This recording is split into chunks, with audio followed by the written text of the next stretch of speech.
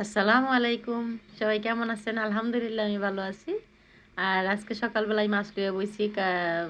অনেক রকমের মাছ পাঠাইছে। এনারা ছিল চাপিলা মাছ মানে বড়টা যেটা। অনেকে জাটকা মাছ কয়, অনেকে চাপিলা মাছ কয়। আর আনছিল কাতলা মাছের ইয়া কাতলা মাছ। আর এদিকে ছিল মেনি মাছ। আর আছিল গোলসা মাছ। তো এই গোলসা মাছগুলো এত বড় আছিল যে আমি কেমনে রান্ধুন চিন্তা করতেছিলাম। এক দুই টুকরা করলে ছোট হয়ে যায়, আবার এক টুকরা অনেক বড়, মানে ক্যামেরা হয়তো বুঝাইতে পারতেছে না, কিন্তু অনেক বড় মাছ আছিল আর নদীর মাছ। আজকে কি দিয়ে রান্না করবো আপনার লগে হেরে লেগে শেয়ার করতেছি। তো আমি আজকে একবারে টমেটো আলু দিয়ে ঝোল রান্না করুম। তো এই ঝোলটা এই মাছটা দিয়া কেমন লাগবো জানাইন।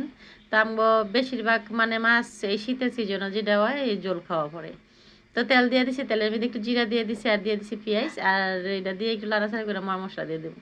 তো নদীর মাছগুলা কিন্তু টাটকা মাছ যে সঙ্গে রান্না করার পরে যেইভাবে রান্না করি সেইভাবেই কিন্তু মানে মজা লাগে।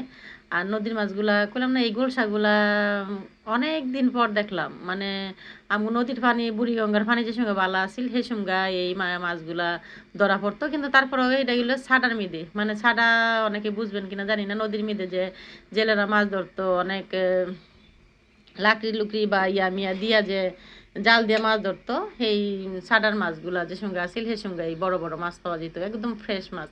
অন্যতম পানি নষ্ট হয়ে গেছে গা। তো যাই হোক, কথা কইতে কইতে এনে দিয়ে দিছি ধনিয়ার গুঁড়া, জিরার গুঁড়া আর হলুদ গুঁড়া, মরিচ গুঁড়া আর লবণ দিয়া আজকে মটরশুঁটি দিয়ে রান্ধম। আর শীতের সিজনে যে সময় মটরশুঁটি বার হয়, আমার ঘরের তরকারি এই তরকারিটা সবাই পছন্দ করে।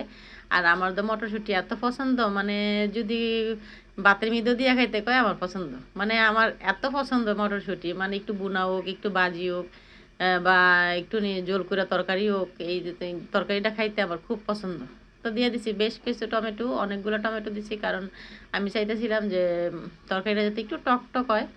আর রান্না করতেছি আদা মাদা রান্না করতেছি কি কিছুদিন যাবৎ গ্যাসটা এত পরিমাণে সমস্যা করতেছে যে নিবু নিবু জালে রান্না করুন লাগতেছে। দেখা যাইতেছে যে কষার নাইতে জল দিয়ে দিতেছি, বা তাড়াতাড়ি করণের লেগে একটু যেহেতু বাজারে বাদ যায় লেগে একটু তাড়াতাড়ি করি।